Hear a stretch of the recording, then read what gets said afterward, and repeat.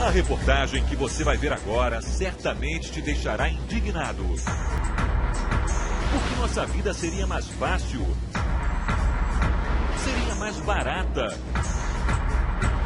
O Brasil lucraria mais e poluiria menos, simplesmente se soubéssemos ou pudéssemos usar os rios que cortam todo o país.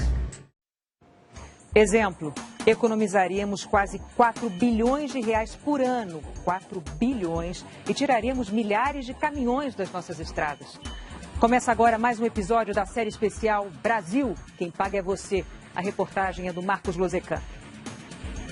Navegar não somente é preciso, mas sobretudo é possível no Brasil, que tem 63 mil quilômetros de rios, lagoas, represas e canais que podem ser usados para navegação.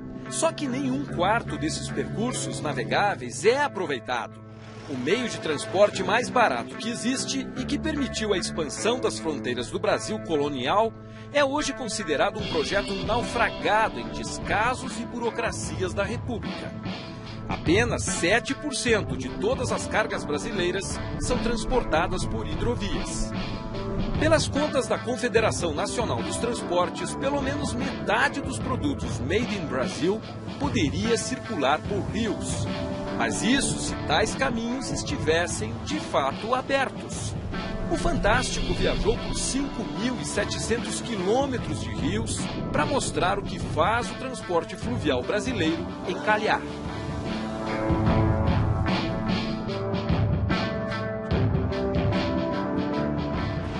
Norte de Mato Grosso. Aqui ficam algumas das maiores e mais produtivas lavouras de soja e milho do planeta. Produzem anualmente 50 milhões de toneladas de grãos. Riqueza que sai daqui em 1.700.000 viagens de caminhão por ano. Média de 4.700 carretas carregadas por dia. São mais de 2.000 quilômetros até os portos do Sudeste e do Sul pela BR-163, para embarcar rumo aos mercados da Europa, Estados Unidos e Ásia. Se fosse via Teles Pires, um rio que corre bem no meio das lavouras, os produtos chegariam ao porto de Santarém, de lá para o Oceano Atlântico. Uma economia de mais de 4.000 quilômetros até os mercados externos. Uma saca de milho aqui na região vale em média R$ 9,00. Para transportar essa saca até o Porto de Santos pela rodovia, o custo do frete chega a R$ 18,00, o dobro do valor do produto. Se a hidrovia Teles Pires fosse navegável, o frete cairia para menos de R$ 1,00 por saca. Segundo a Associação dos Produtores da região, só com combustível o Brasil economizaria R$ 2 bilhões por ano. O transporte hidroviário ele tem essas características em termos de custo e de eficiência energética e também aspectos relacionados à questão de emissão. Ele é imbatível. Os reservatórios de 5 hidrelétricas de médio porte já em construção vão tornar o Teles Pires largo e profundo o suficiente para navegação ao longo de 850 quilômetros até o rio Tapajós. Só que faltou planejar a construção das eclusas. Sem elas, as represas se tornarão gigantescos paredões intransponíveis. Uma falha dessas no projeto original não somente impede a navegação, mas principalmente encarece a obra quando se decide fazê-la depois. Foi o que aconteceu em Tucuruí, no Pará.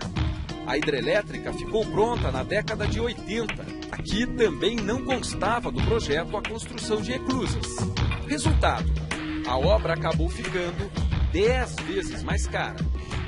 O sistema de eclusas da represa de Tucuruí é uma obra faraônica feita para transpor um degrau de 71 metros de altura entre o nível do rio Tocantins e o do reservatório da usina, que fica lá no alto. Essa obra custou 1 bilhão e 600 milhões de reais, uma fortuna, e levou 3 décadas para ser concluída, mas até agora não abriu caminho para o progresso. É que no meio desse caminho há pedras. É um labirinto de 43 quilômetros de rochas entre Marabá, onde começaria a hidrovia, e o lago de Tucuruí. O governo inaugurou as eclusas, mas deixou para trás outro projeto igualmente bilionário, a remoção do Pedral do Lourenço. As previsões mais otimistas apontam um investimento estimado em pelo menos 900 milhões de reais para retirar essas pedras daqui. As mais pessimistas chegam a 2 bi.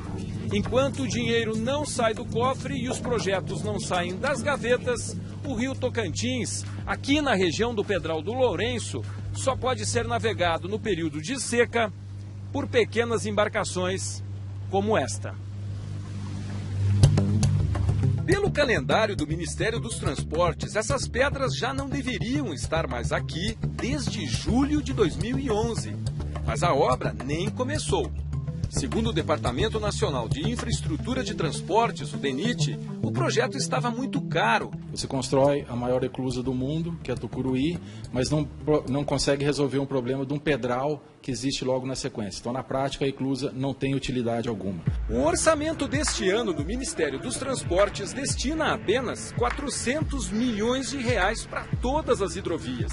Menos da metade do mínimo necessário só para retirar o pedral. Mesmo assim, o ministro afirma que as obras estão nos planos do governo. É um elefante branco? Não.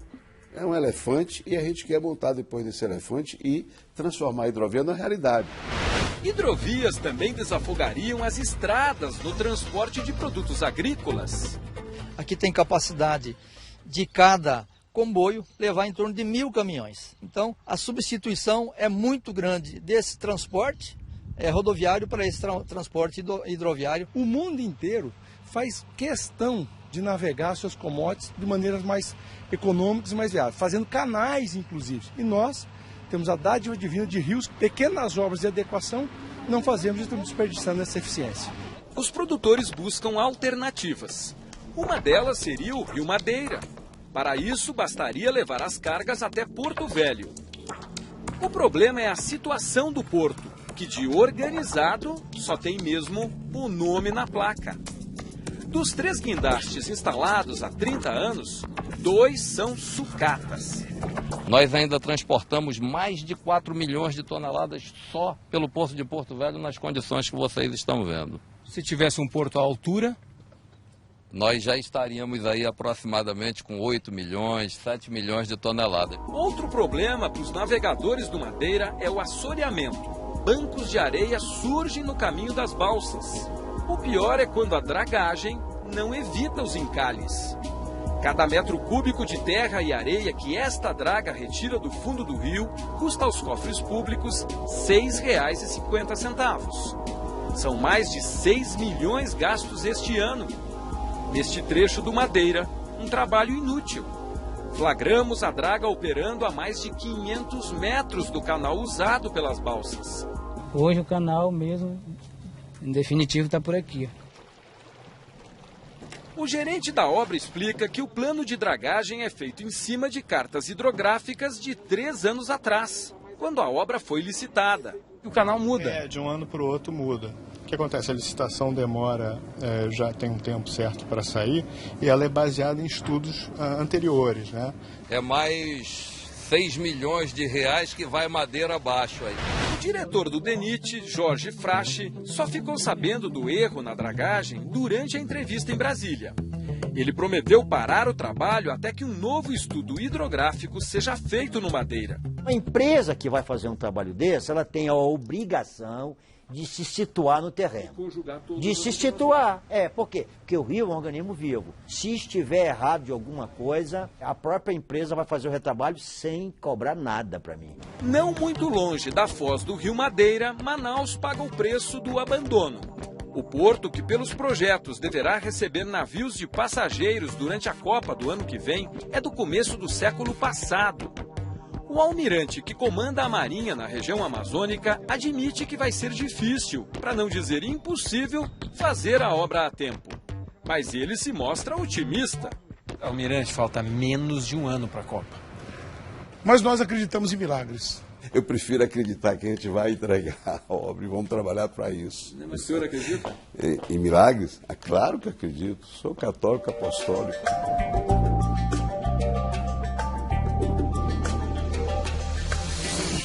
Por orgulho dos paulistas, a Tietê-Paraná, projetada há 70 anos, é a mais antiga e ainda a melhor hidrovia do Brasil.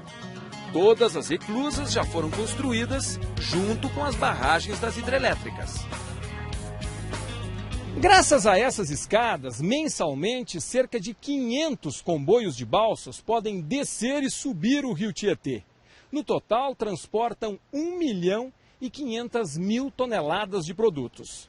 Fica mais fácil da gente entender se botarmos os números em cima de rodas. São 1.650 caminhões que deixam de trafegar todos os dias pelas rodovias paulistas. A soja e o milho produzidos em Goiás e Mato Grosso do Sul, além de outros produtos da região centro-oeste, são escoados por essa hidrovia e seguem de trem até o Porto de Santos ou de Paranaguá, no Paraná. O problema é que depois de 7 décadas o gargalo ficou pequeno para tanta demanda. Moderno aqui, só a sala de controle. Estreitas demais para os tempos atuais, as reclusas exigem que a passagem de um degrau para o outro seja feita balsa por balsa. Um comboio de 6 embarcações chega a levar 4 horas para transpor uma barragem. A viagem de ponta a ponta na hidrovia de 650 quilômetros, que poderia durar 2 dias, chega a levar 1 semana. Isso quando as balsas, que precisam de pelo menos 1,5 metro de profundidade, não param num banco de areia. Este documento da Marinha mostra que o Tietê chegou a ter apenas 10 centímetros em alguns trechos. Problemas que o ministro promete resolver para aumentar o transporte de cargas pelos rios. Nós temos um plano estratégico de hidrovias para levar de 25 milhões de toneladas para 120 milhões de toneladas num prazo de 11 anos. Pelas contas deste especialista em logística, bastaria investir uma pequena parte do orçamento do Ministério dos Transportes nos rios do Brasil. Quem tem 193 bilhões para fazer rodovia e ferrovia, gastar 10 ou 20 para fazer todas as hidrovias, é muito barato fazer hidrovia. Não se tem uma decisão política de fazer hidrovia. O investimento nas hidrovias ainda é baixo. Os projetos geralmente têm falhas. Mas apesar de todos os problemas, o Brasil já tem 17 mil quilômetros de hidrovias, que provam a importância da navegação para a economia brasileira.